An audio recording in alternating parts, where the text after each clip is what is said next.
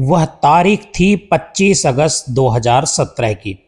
स्थान पंचकुला, हरियाणा। सिरसा से पंचकुला जिला मुख्यालय की तरफ करीब 800 गाड़ियों का काफिला बढ़ रहा था।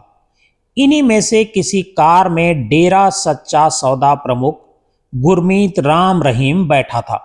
उस पर 2 साध्वियों से बलात्कार का आरोप था, जिस पर सीबीआई 25 अगस्त 2017 को फैसला सुनाने वाली थी। राम रहीम कोर्ट पहुंचा। बाहर 2 लाख लोगों की भीड़ जमा थी। करीब दोपहर 3 बजे जज जगदीप सिंह की अदालत में राम रहीम को साध्वियों से बलात्कार का दोषी ठहराया गया। जैसे ही ये खबर बाहर पहुंची, राम रहीम के समर्थक हिंसक हो गए। पंचकुला, सिरसा समेत पंजाब और हरियाणा के आधे दर्जन जिलों में भड़की हिंसा में 38 लोगों की मौत हो गई और सैकड़ों लोग घायल हो गए। 15 अगस्त 1967 को राजस्थान के गंगानगर जिले के श्री गुरसर मोडिया गांव के जट सिख परिवार में गुरमीत राम रहीम का जन्म हुआ था। महज 7 साल की उम्र से अपने पिता के साथ डेरा जाने वाले राम रहीम को 23 साल की उम्र में डेरा सौदा प्रमुख सतनाम सिंह ने डेरा प्रमुख का पद सौंप दिया था। 1990 में डेरा सच्चा सौदा प्रमुख बनने के बाद राम रहीम ने हरियाणा और पंजाब में 3 हॉस्पिटल और 10 एजुकेशनल इंस्टीट्यूट बनवाए। सीबीआई रिपोर्ट में इस बात का जिक्र है कि राम रहीम ने पूरे हरियाणा और पंजाब में ड्रग्स, शराब और वेश्यावृत्ति के खिलाफ अभियान चलाया। मुफ्त में आम लोगों के ब्लड प्रेशर, डायबिटीज, कोलेस्ट्रॉल जांच के लिए 2012, 2013 और 2014 में राम रहीम का नाम Guinness book of world record में शामिल किया गया। हरियाणा और पंजाब में बड़ी संख्या में समाज के पिछड़े समुदाय के लोग राम रहीम को अपना भगवान समझने लगे। इसी बीच 2002 का वक्त आता है। 13 मई 2002 को उस वक्त के प्रधानमंत्री अटल बिहारी वाजपेयी के दफ्तर में एक चिट्ठी पहुंचती है। ये चिट्ठी एक गुमनाम साध्वी की आप बीती जैसी थी, जिसमें डेरा सच्चा सौदा के मुख्य राम रहीम पर यौन शोषण के आरोप लगाए गए थे।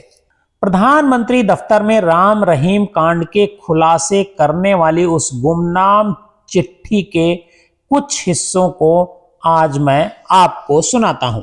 अगर आप हमारे इस चैनल पर नए हैं, पहली बार हमारा ये प्रोग्राम सुन रहे हैं या देख रहे हैं, तो हमारे इस चैनल को सब्सक्राइब कीजिए और इस कहानी को ज्यादा से ज्यादा लोगों को शेयर कीजिए। सेवा में माननीय प्रधानमंत्री जी श्री अटल बिहारी वाजपेयी, भारत सरकार। विषय: डेरे के महाराज द्वारा सैकड़ों लड़कियों से बलात्कार की जांच कराएं। श्रीमान जी, मैं पंजाब की रहने वाली हूं, बीए पास हूं और 5 साल से डेरा सच्चा सौदा सिरसा हरियाणा में साधु लड़की के रूप में कार्य कर रही हूं। मेरे परिवार के सदस्य महाराज के अंध श्रद्धालु हैं। उनके कहने पर मैं डेरे में साधु बनी। साधु बनने के 2 साल बाद एक दिन महाराज गुरमीत की परम शिष्या साधु गुरजोत ने रात के 10 बजे मुझे बुलाया कि आपको पिताजी ने गुफा में बुलाया है। मैं पहली बार वहां जा रही थी, इसलिए बहुत खुश थी। गुफा में ऊपर जाकर जब मैंने देखा महाराज बेड पर बैठे हैं, हाथ में रिमोट है, सामने टीवी पर गंदी फिल्म चल रही है, बेड पर सिराने की ओर रिवॉल्वर रखा हुआ है। मैं यह सब देखकर हैरान रह गई। मुझे चक्कर आने लगे। मैं समझ नहीं पा रही थी कि यह क्या हो रहा है।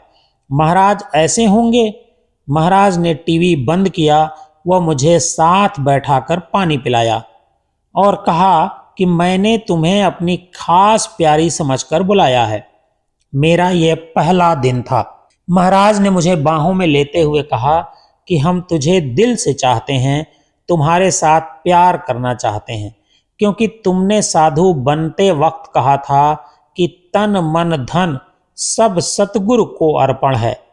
तो अब तुम्हारा तन मन हमारा है। जब मैंने पूछा कि क्या यह भगवान का काम है, तो उन्होंने कहा श्री कृष्ण भगवान थे, उनके यहाँ 360 गोपियां थीं जिनसे वह रोज प्रेम लीला करते थे, फिर भी लोग उन्हें परमात्मा मानते हैं। यह कोई नई बात नहीं है। आज मुझे पता चला कि मेरे से पहले जो लड़कियां रहती थीं उन सबके साथ मुंह काला किया गया है। बीए, एमए, बीएड, एमफिल पास लड़कियां अंधविश्वास के कारण नरक का जीवन जी रही हैं। मैं मजबूर हूं, यहाँ सतगुरु का आदेश मानना पड़ता है। यहाँ कोई भी दो लड़कियां आपस में बात नहीं कर सकती, घर वालों को टेलीफोन मिलाकर बात नहीं कर सकती। कोई लड़की डेरे की इस सच्चाई के बारे में बात करती है तो महाराज का हुक्म है कि उसका मुंह बंद कर दो। प्रार्थी एक निर्दोष जलालत का जीवन जीने को मजबूर। करीब 1100 शब्दों में से लिखे गए इस पत्र से 400 शब्दों का यह मजमून मैंने आपके सामने पढ़ा। ये पत्र प्रधानमंत्री कार्यालय के अलावा पंजाब और हरियाणा हाईकोर्ट के चीफ जस्टिस के पास भी भेजा गया था। इसके बावजूद राम रहीम पर दोनों राज्यों की पुलिस ने केस दर्ज नहीं किया।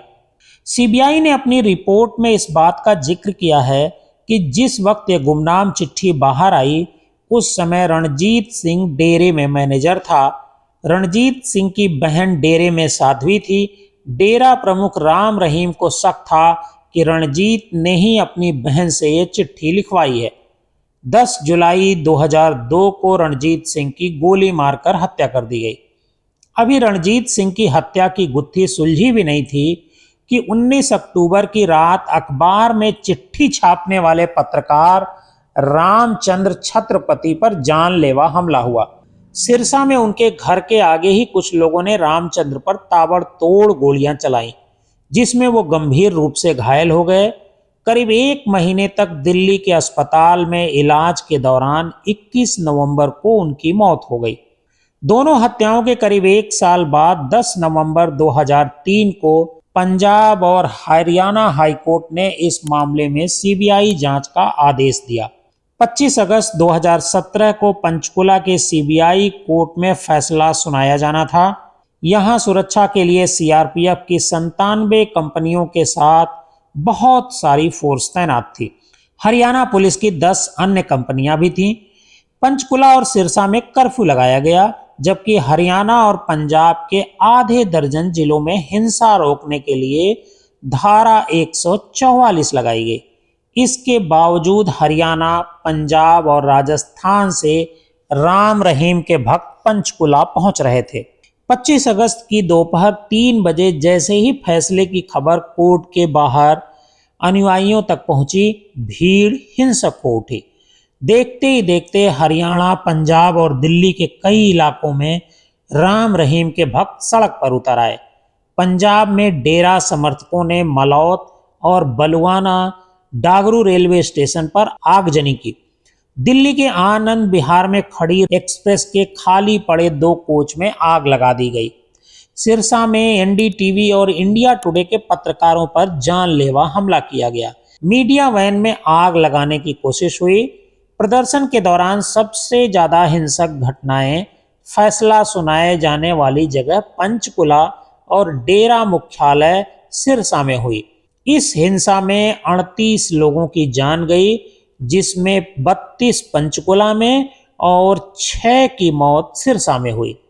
हरियाणा और पंजाब में 250 ज्यादा लोग घायल हुए। घटना की गंभीरता को देखते हुए हाईकोर्ट ने स्वतः संज्ञान लिया और पंजाब और हरियाणा सरकार को फटकार लगाई और पूछा कि जब धारा 144 लगी थी तो बाबा के समर्थक वहां कैसे पहुंच गए। इसके साथ ही कोर्ट ने कहा कि बाबा के समर्थकों ने जो भी नुकसान किया है उसकी भरपाई राम रहीम की संपत्ति से की जाए। हालांकि इस घटना के बाद जो प्रदेश के डीजीपी बीएस संधू थे, उन्होंने शाम को बताया कि सब कुछ सामान्य हो चुका है। वैसे 28 अगस्त 2017 को राम रहीम को दोषी ठहराए जाने के करीब 3 दिन बाद एक बार फिर हरियाणा और पंजाब की पुलिस हाई अलर्ट पर थी। इसकी वजह रेप केस में दोषी राम रहीम को सजा सुनाई जानी थी। पिछली बार से ज्यादा सुरक्षा के पुख्ता इंतजाम किए गए थे। दोपहर 3:30 बजे राम रहीम को डेरा सच्चा सौदा के दूसरे नंबर पर आने वाले विपश्यना इंसाक ने अनुयायियों से शांति की अपील की। करीब शाम 5:45 पर न्यायाधीश जगदीप सिंह ने 2 मामलों में 10-10 साल की जेल और 15-15 लाख के जुर्माने की सजा राम रहीम को सुनाई। साथ ही राम रहीम के वकील को दोनों साध्वियों को 14-14 लाख रुपए के देने के निर्देश दिए। अदालत ने कहा कि डेरा प्रमुख राम रहीम ने अपने दोनों अनुयायी साथियों को भी नहीं बख्शा और उनके साथ जंगली जानवरों जैसा व्यवहार किया, इसलिए यह किसी भी दया का हकदार नहीं है। सजा सुनते ही राम रहीम फर्श पर बैठकर रोने लगा। जब पुलिस उसे जेल ले जाने के लिए आई तो वह रोते हुए कहने लगा, मैं कहीं नहीं जाऊंगा, मैं यहीं रहूंगा। पुलिस उसे जबरन कोर्ट रूम से सुनारिया जेल ले गई। चिट्ठी के जरिए इस केस का खुलासा करने वाले पत्रकार रामचंद्र छत्रपति के बेटे अंशुल छत्रपति ने उस समय कहा था, जब हम कहते थे कि राम रहीम आपत्तिजनक गतिविधियों में शामिल है तो लोग सहमत नहीं थे। अब हमें खुशी है कि आज अदालत ने भी यह साबित कर दिया। सजा सुनाए जाने के बाद बरनाला, सिरसा, पंचकुला समेत आधा दर्जन से ज्यादा जिलों में पुलिस और अर्धसैनिक बल के जवानों ने फ्लैग मार्च किया। रेप केस में सजा सुनाए जाने के 3 साल बाद अक्टूबर 2021 में सीबीआई अदालत ने गुरमीत राम रहीम सिंह, कृष्णलाल, सबादिल, जसवीर सिंह और अवतार सिंह को रणजीत सिंह की हत्या के केस में भी दोषी ठहराया। 2017 में सजा सुनाए जाने के बाद से साध्वी यौन केस में राम रहीम रोहतक की सुनारिया जेल में सजा काट रहा है। भले ही राम रहीम जेल में हो, लेकिन अपने मजबूत पॉलिटिकल कनेक्शन की वजह से उसके रुतबे में कोई कमी नहीं आई है। इसका सबसे अच्छा उदाहरण ये है कि पिछले 46 महीने में राम रहीम 10 बार पेरोल या फरलो पर बाहर आ चुका है। हरियाणा विधानसभा चुनाव से ठीक पहले 12 अगस्त को डेरा सच्चा सौदा प्रमुख गुरमीत राम रहीम को एक बार फिर फरलो मिली। इसके बाद रेप केस में 20 साल की सजा काट रहा राम रहीम मंगलवार सुबह 6:30 बजे 21 दिन के लिए सुनारिया जेल से बाहर आया। चुनाव से ठीक पहले राम रहीम को फरलो दिए जाने पर डेरों पर रिसर्च वर्क करने वाले पंजाब यूनिवर्सिटी के प्रोफेसर आशुतोष कुमार ने मीडिया से कहा, हरियाणा में पावर स्ट्रक्चर में जाटों की खास भूमिका होती है। वहीं समाज के एक तबके एससी समुदाय की सत्ता में भागीदारी न के बराबर होती है। ऐसे में राजनीतिक दलों के नेता डेरों के जरिए इस वर्ग के वोटर को टारगेट करते हैं।